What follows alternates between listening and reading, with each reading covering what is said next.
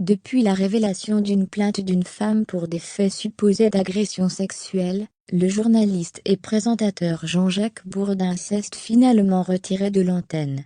Il vit cette période comme une injustice, et, pendant ce temps, sa femme Anniva le défend dans les médias. Elle est persuadée que des gens sont contre eux.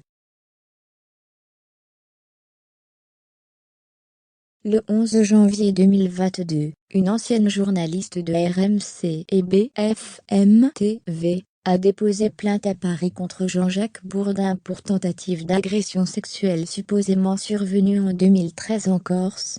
La plainte n'a été dévoilée par Le Parisien que le 15. Alors qu'il a nié les accusations et qu'il a continué d'être à l'antenne un certain temps, le journaliste a fini par devoir se retirer.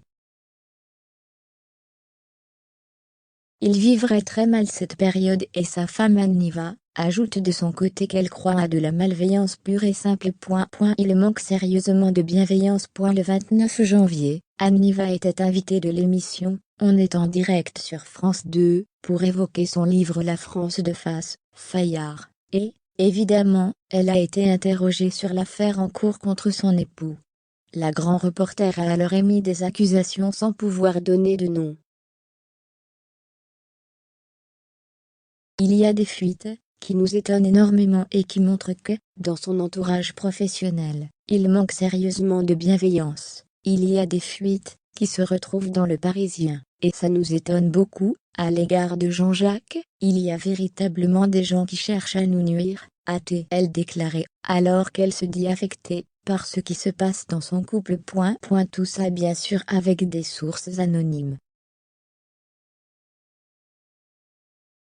Anniva s'est ainsi offusquée d'un nouveau papier du Parisien, le 29, qui se demandait si la carrière de Jean-Jacques Bourdin était sur la fin, alors que son contrat termine officiellement en juin prochain.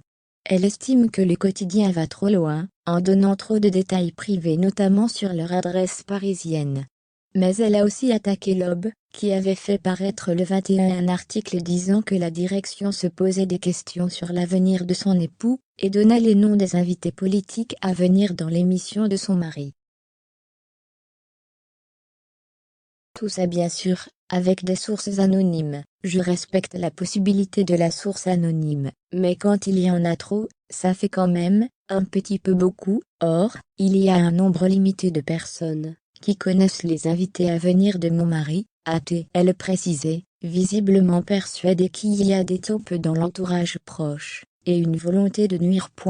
Cette retraite forcée est un supplice. De son côté, Jean-Jacques Bourdin fulmine. Les 3 spacieuses terrasses de son loft flambant neuf du boulevard Raspail à Paris n'empêchent pas Jean-Jacques Bourdin de se sentir tel un lion en cage. En pleine présidentielle, cette retraite forcée est un supplice pour le journaliste de 72 ans, écrit ainsi Le Parisien dans son reportage du 29. Le quotidien précise qu'il n'a pas remis les pieds à son bureau depuis le 22. Pour lui, il n'y a pas d'affaire. Il vit ça comme une injustice, précise un proche. Auprès du journal, plusieurs proches veulent bien admettre que le journaliste est du genre séducteur. On parle d'un jeu du slip jaune, avec des amis il y a fort longtemps pour parodier les étapes du Tour de France devenu un tour de coude un soir, mais que, contrairement à PPDA, personne n'a jamais entendu la moindre rumeur sur lui, ni n'a jamais eu à devoir redoubler de vigilance en sa présence. Le journaliste veut surtout pouvoir finir sa carrière en beauté, d'où son fort agacement face à cette affaire, que la seule justice pourra régler en sa faveur ou pas. En attendant, alors qu'il se pourrait qu'il perde son poste, Jean-Jacques Bourdin a sans doute d'autres atouts dans la manche. Bourdin ne voudra pas finir sa carrière là-dessus. Il a trop d'amour-propre pour disparaître piteusement, ajoute un proche. À noter que le nouveau numéro dont est en direct, auquel participait Anniva, ainsi que divers invités dont Valérie Lemercier, Gaël Mallet ou Marc Lavoine, a attiré 987 000 téléspectateurs, 14,3% de PDM.